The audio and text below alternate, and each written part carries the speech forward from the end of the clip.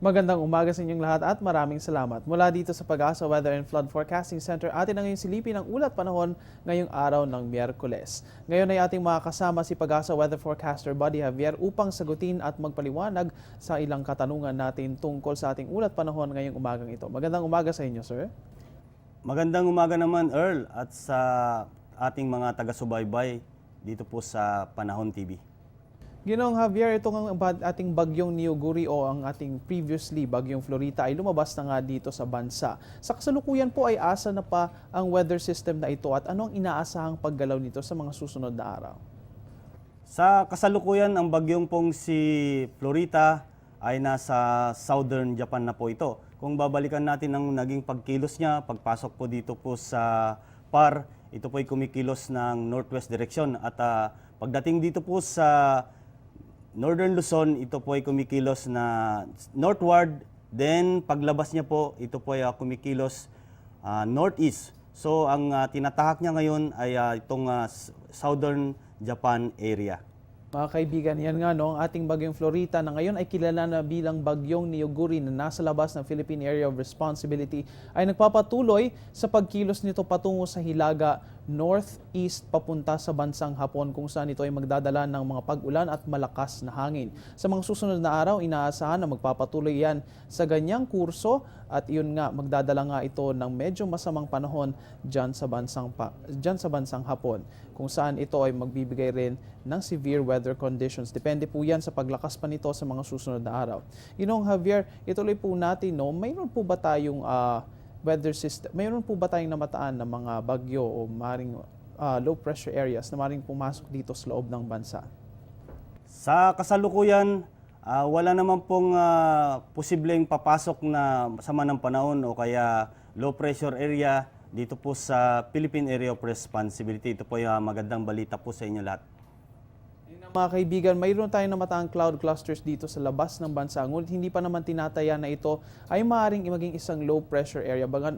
Bagamat patuloy na magbibigay ng updates ang Panahon TV at ang Pag-asa para tayo ay manatiling updated tungkol sa impormasyon tungkol dyan. Inaasahan pa rin na maaaring magpatuloy na mas magkaroon tayo ng increased cloud activity sa mga susunod na araw at bibigyan nga namin kayo ng additional information tungkol dyan sa aming mga susunod na update. Balikan po natin itong bagyong Niyoguri, Ginoong Javier, no? Ito nga ay may international name. Ano po ba yung mga qualifications para bigyan ng isang international name ang isang bagyo?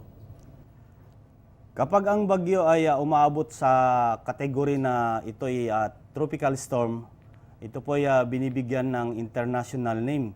At kung para sa kaalaman ng ating mga kababayan, ang international name ito, halos lahat po ng bansa sa buong daigdig po ay meron pong contribution.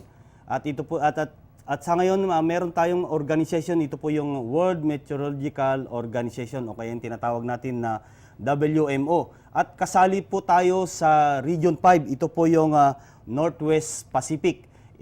Meron pong 14 nation na kasali po rito. So lahat ng nasyon na ito, nagkakaroon sila ng contribution ng mga pangalan. At kung matatandaan nyo, yung pong Hagibis na pumasok dito po sa bandang West Philippine Sea, ito po yung, kumbaga tayo po, sa Pilipinas po ang nagbigay ng contribution nito. So kapag yung bagyo po ay naging tropical storm, ang WMO po ang nagbibigay po ng pangalan at meron ding 5 sets po yan. Kaibigan, yan nga, no? Kapag ang isang bagyo ay naaabot ang level na tropical storm, ito ay binibigyan ng international name ng World Meteorological Organization. At depende sa kung saang rehiyon ito nakapasok, doon naman sa mga regions na yon at sa mga countries na miyembro ng rehiyon na yon, nagbibigay ng mga names. At dito nga sa atin, sa may Region 5 ng World Meteorological Organization ay may 14 na mga bansa na siyang bibigay ng international names dito sa mga bagyong ito. At yun nga, ngayong buwan na ito, itong bagyong Niyoguri ay galing nga dito sa may bansang Korea. Mga kaibigan, alamin na rin natin kung ano nga ba ang gale warning na itinaas ng Pag-asa ngayon. No? Ginoong Buddy Javier, saan po ba may rough sea conditions ngayong araw na ito? Sa kasalukuyan, nakataas po ang gale warning dito po sa northern and eastern seaboards ng Luzon, the western seaboards of central at saka southern Luzon. at pinapayuhan pa rin natin ang ating mga kababayan, lalo po yung mga kababayan natin mangingisda at yung mga maliliit na sasakyang pandagat na huwag munang pumalaot sa nabanggit na lugar sa kadahilanan po na maalon hanggang sa napakaalong karagatan mula 3.4 to 4.5 meters po ang taas.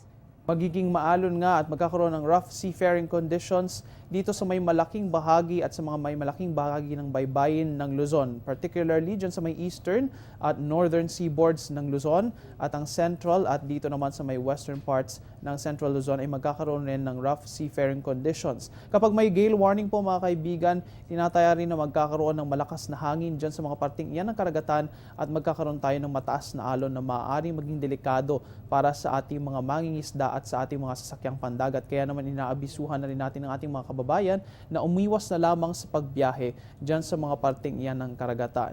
Kapag itinaas na ang gale warning, pwede na ho kayong bumalik ulit. Ngunit sa ngayon, inaasahan naman po natin na magkakaroon tayo ng severe conditions sa ating seafarers at yun nga, umiwas na lamang po tayo sa ating pagbiyahe. Ginoong Javier, atin na pong tapusin itong ating panayam sa pamamagitan ng pag-alam natin sa 5 AM weather forecast ng Pag-asa. Sa ngayon po, habagat pa rin po ang nakakaapekto dito po sa Luzon at sa Kanlurang, Kabisayan. At bunso nito, ang Mimaropa, mga lalawigan ng Zambales, Bataan, Cavite at Batangas ay magkakaroon pa rin ng mga pagulan. Ang Metro Manila naman po at ang natitirang bahagi ng Luzon at Kanlurang, Kabisayan ay magiging maulap naman at ito po ay magkakaroon ng paminsan-minsang mga pagulan. Samantalang natitirang bahagi ng bansa ay magiging bagyang maulap hanggang sa maulap na may pulupulong pagulan o pagkidlat pagkulog. Ang malaking bahagi ng Luzon, mga kaibigan, at lalong-lalo na ang kanlurang bahagi nito, pati na rin ang kanlurang bahagi ng Kabisayaan ay magkakaroon po ng pag-ulan ngayong araw na ito at dalangayan ng hanging habagat. Ang mga pag-ulan na ito ay may light to moderate intensity na occasionally ay maaaring maging napakalakas at magpapabalik-balik sa isang araw o sa ngayong araw na ito. Ito namang Kabisayaan, ang eastern part nito, pati na rin dito sa may Mindanao, magkakaroon po tayo ng fair weather conditions ngayong araw na ito at inaasahan naman na hindi masyadong magkakaroon ng pag-ulan. Bagamat mayroon pa rin maliit na tsansa na makaranas ng pagkidlat, pagkulog, lalong-lalo na sa hapon at sa gabi. Maraming salamat Ginoong Buddy Javier para sa lahat ng impormasyon na inyong ibinahagi sa amin ngayong umagang ito. Mga kaibigan, kami magbabalik matapos ang isang paalala.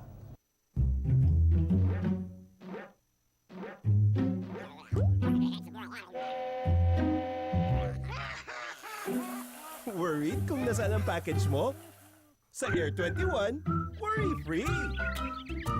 May real-time SMS updates kaya alam mong status ng padala mo every step of the way. Why worry? Pwede namang worry-free. Sa Air 21, sagot ko, padala mo! At yan ang latest mula dito sa Pag-asa Weather and Flood Forecasting Center. Please check our social media accounts and our website para sa latest weather information. Mula dito sa Panahon TV, kung saan walang pinipiling panahon ang pagbibigay impormasyon. Ako ang inyong weather guide, Earl Figuracion. Magandang umaga sa inyong lahat. Balik sa inyo sa studio.